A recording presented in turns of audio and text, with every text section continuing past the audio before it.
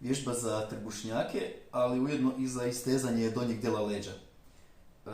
Dignemo glavu i ramena, uhvatimo sa jednom rukom donji dio noge, a sa drugom rukom uhvatimo koljeno.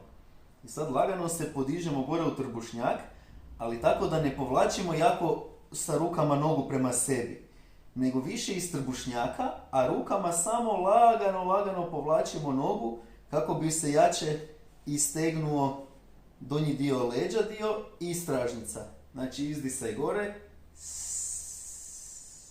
dizat gornji dio ramena, stisnut čvrsto trbušnjake i lagano povlačiti nogu prema sebi. Drugo stopalo je ovako zategnuto prema gore. Udah dole, izdisaj gore. Tu malo popustit, pa zatim kad idemo gore u trbušnjak, malo povući nogu prema sebi.